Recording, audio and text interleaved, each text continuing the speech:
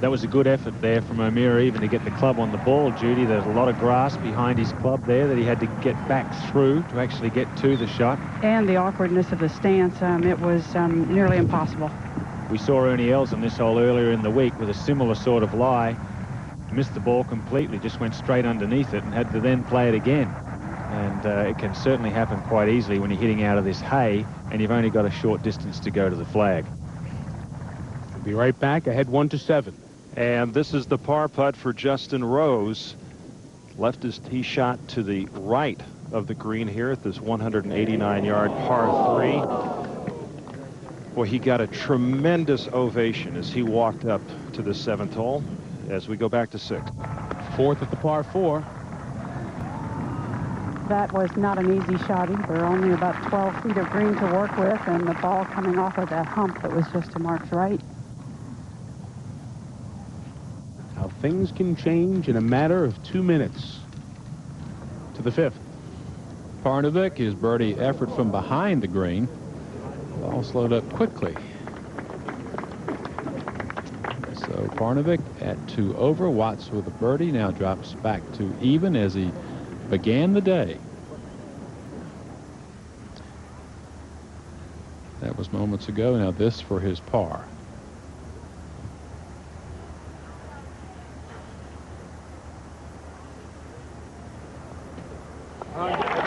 Today's about staying in contention, not making any mistakes, trying to be there late. And that's what Parnevik has done twice already here at this Open Championship to 6. For bogey, O'Meara.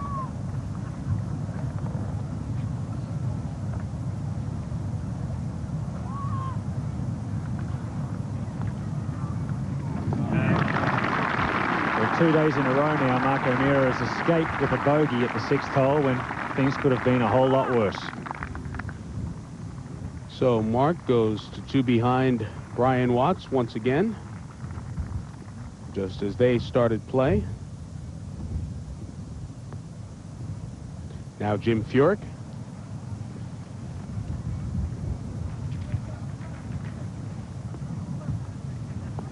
Saves his par to remain within 2 of the lead. So Brian Watts leads Mark O'Meara, Jesper Parnevik, and Jim Furyk by a couple. Tiger is 4 back in our final round.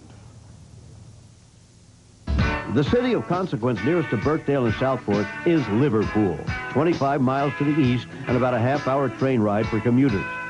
Liverpool used to be a great bastion of overseas commerce. Today it's more known as the spawning place of the Beatles. In fact, there is a Beatles walk for pilgrims who can inspect the sights that inspired much of this century's most popular music.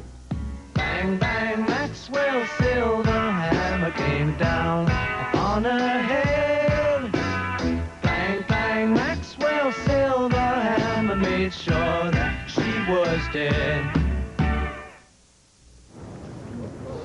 At the par 3 7th, Jim Furyk, 189 yards. He's got a 5-iron. The tee perched up high and the wind coming from the left. This is a new tee from 1991. They moved it about 20 yards back and to the left. Made it a much more difficult hole this year than it was when Ian Baker Finch won this championship. And a nice play right there by Jim Furyk, who's got 9 top 10 finishes on the PGA Tour this year as we go to 9.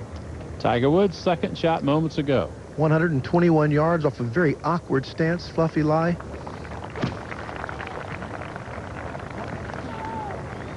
Well, his athleticism allowed him to play that shot, Mark.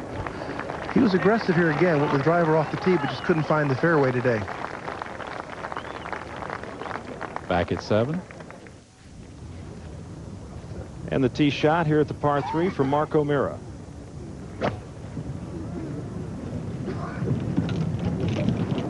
Rounds of 72, 68, and then 72 yesterday in those terrible conditions, and the 5-iron over the green. So O'Meara starting to struggle a bit here after the bogey at 6 as we go to that hole. And our leader by 2, Brian Watts. He has a good angle from the left-hand side, but he's way back. He has 245 to the hole. Wind kicking up just a little, coming out of the left. Coming off a huge make, Rossi.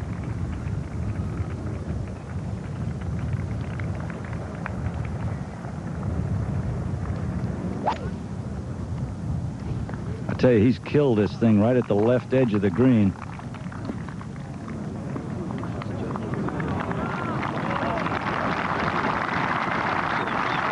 That is some shot right there. Furyk was a foot to the left, stayed up there. Watts, a little bit to the right, and it rolls close. Now, let's check in with Jim McKay. All right, Mike. It's been a week of ups and downs, of highs and lows, of sunshine and rain and wind, and a leaderboard that just won't hold still. Began with the bad news. Jack Nicklaus wouldn't be here, the ailing hip, you know. But he hopes to play all 4 majors in the year 2000, so listen to the last hurrahs and then retire. The wind blew during the practice rounds and disastrous scores were predicted, but the gods of golf sent down a surprise in the first round. It was pleasant, sunny, and reasonably calm, so Tiger Woods and John Huston shot 65s, and the British Open looked more like a stop on the American tour. It was, however, an illusion. The gods were saving their best stuff for later. There was heavy rain Friday morning, then clear skies, and wind that gusted so strongly that play had to be suspended for a time. By the time the darkness fell, the new leader was a Canadian-born American, as you know now, who plays on the Japanese tour, little known back home. That's Brian Watts, the only man under par for each of the first 2 rounds. A 17-year-old English amateur, whom we all know so well now, too, Justin Rose, jarred his elders and delighted the crowd with a sparkling, courageous, wind-blown 66 on Friday. Yesterday, the conventional wisdom was that Woods and Nick Price would overtake the leaders, Watts and the boy.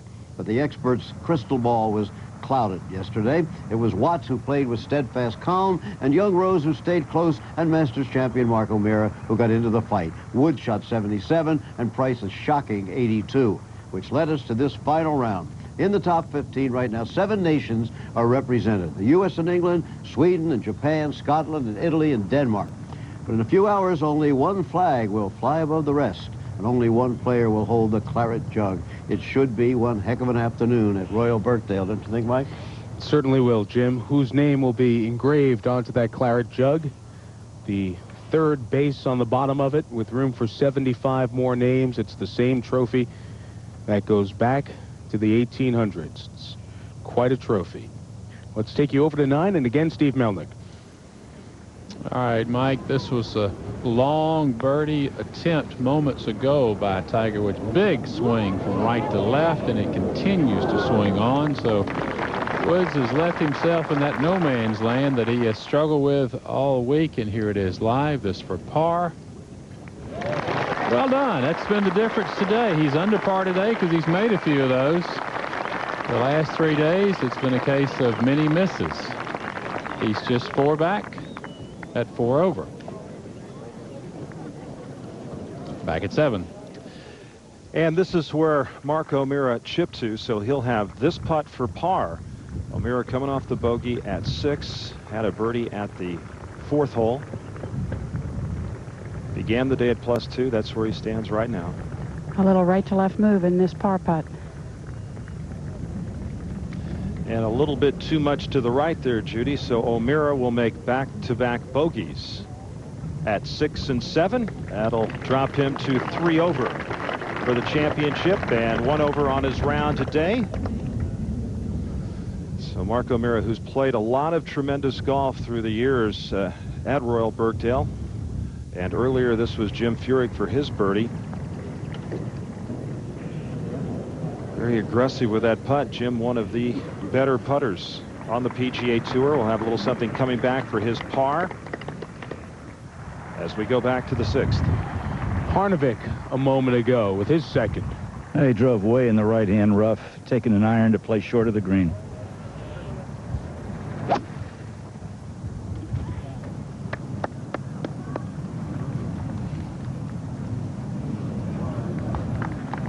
That worked out okay. Steve Melnick, you had to speak with Parnevik after his disappointment in the first runner-up finish at the British Open, so you've been around him on Sunday at the British Open before. Well, I have, and I've watched him play, and he's a little odd, to say the least. He's a wonderful guy, but a little odd. But Ian Baker Finch met him in most unusual fashion a long time ago. Ian? I certainly did, Steve. In 1986, we were playing at a course called Hague's Castle, playing the Scottish Open, and I was leading the event, and I came in after playing, and Jasper had been out all afternoon using my practice balls. It was his first year on tour, but he was always a hard worker, and he always was a little strange. Everyone kind of thought he was a bit of a goofball. He was a funny guy, and he'd been out there hacking around with my golf balls for 4 hours while I'd been out playing the tournament. You can laugh at his dress and that hat with the bill of the cap like that, but his was the only bill that didn't nearly blow off in the wind earlier this week. Here's his third at the par 4.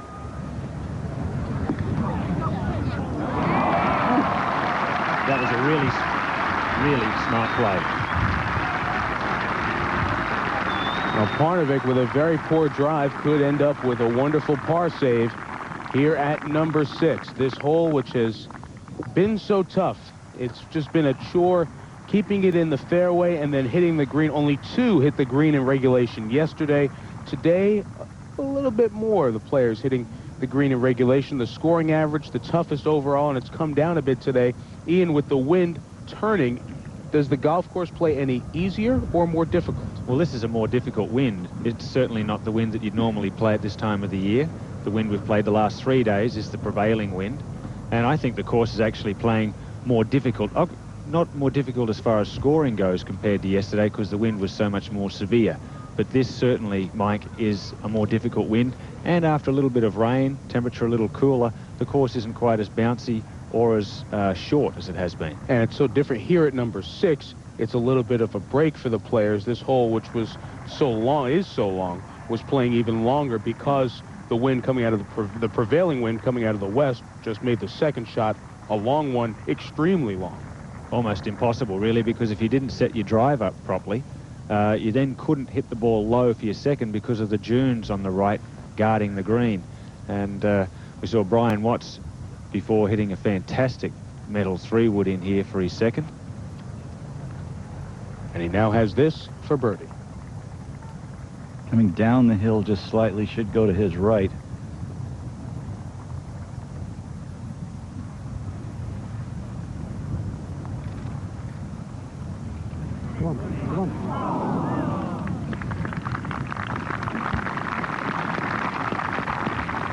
Took a little bounce there as it was about halfway to the hole over an old pitch mark or something. Just knocked it offline a little. We're going to move you ahead to 8. All right, Mike, thank you. A moment ago, John Houston for birdie at this 457-yard par 4. Houston is 7 over, and there were only 2 birdies at this hole yesterday in those dreadful conditions, and John Houston finds the bottom of the cup right there. Of course, Houston got off to a terrific start with a 65 in this championship. And Justin Rose with this putt for bogey, 17-year-old from England. And he rolls in the bogey putt. There's much talk that he'll turn pro tomorrow. He has an invitation to the Dutch Open, which is next week. 2 over on his round today and 5 back as we go to 6. Everybody in the top 5 has made a bogey today except for Parnevik.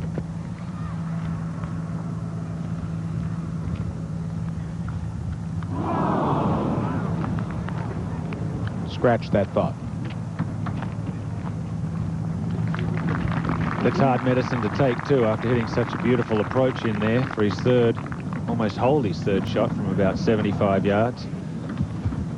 So Parnevik loses a stroke. He is 3 over, 3 back. We talked about with Steve Melnick what happened in '94 when Parnevik was in great shape. Really, at Turnberry in the final hole, playing a few ahead of Nick Price, just needed to find the middle of the green. He wasn't looking at the scoreboard. He thought he had to be aggressive and go for the flag, and then found out where he stood on the leaderboard and regretted what happened. And then last year in '97, on the 70th hole, what looked like it was going to be a stroke paid with a birdie ended up being a missed putt, and he eventually lost to Justin Leonard, who was bombing putts on the entire back 9 at Royal Troon. Parnevik just missed a short putt to fall 3 behind our leader, Brian Watts. Americans 1, 2, 3, and 5. Looking for another American win in the British Open.